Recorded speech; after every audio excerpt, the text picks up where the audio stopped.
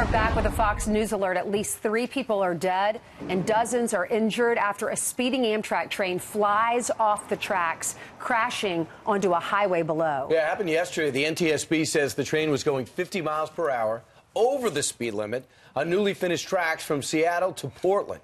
72 people were taken to the hospital, and miraculously, a newborn on board survived unharmed.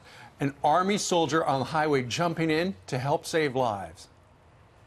I couldn't afford to be scared. I couldn't afford to be shocked. I had to do what I'm called to do and focus and channel that into helping these people around me get to safety as best as possible. Heavy cranes are now being used to lift the crushed vehicles off the interstate. And joining us right now is Bella Dinh-Zarr, board member of the National Transportation Safety Board, reporting live this morning from DuPont, Washington. Good morning to you, Bella. Good morning. Hello. I know it's early in the investigation. The crew and the conductor survived, I understand. At what point does the NTSB speak to them about what happened? Well, obviously, we wanted to make sure everyone is safe and sound, and we really want to thank all the first responders for getting to the scene. I mean, if you were here, I just viewed the scene, and it's a scene of mass destruction, and it's very impressive, the work that they did in order to get people out and to save them.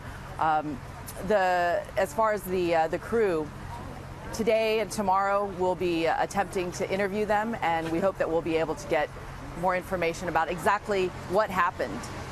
Bella, as far as the people that were injured or killed, were any of them on the road below, or were they all in the train? We're aware of the fact that all of the deaths were were actually inside the train, but we'll leave the exact numbers to the local authorities, since unfortunately, there were many victims, and as you said, they were dispersed to many different hospitals. Anyone in an automobile knows sometimes you have to go over the speed limit, or you choose to go over the speed limit. For those of us who don't drive trains for a living, how often do you go 50 miles over the speed limit? How rare is that? Well, that's a good question. So trains are a little bit different because there's a whole territory you have to worry about, and you have to know the speed profile of each of those sections of the territory. And that's what we're here to find out. We're lucky that there were event data recorders inside both locomotives, and we were able to secure the data from at least one of the locomotives so far.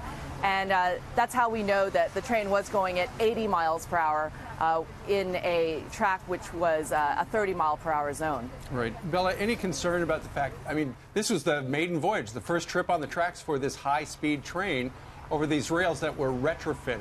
Any concern about that?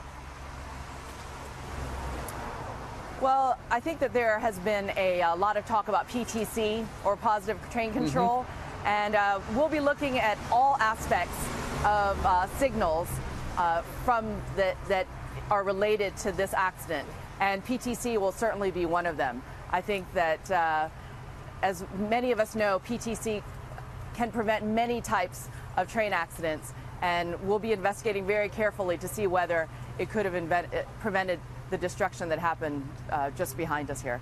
All right. Thanks, Bella. Thank you, Bella. Hopefully we'll get some answers soon.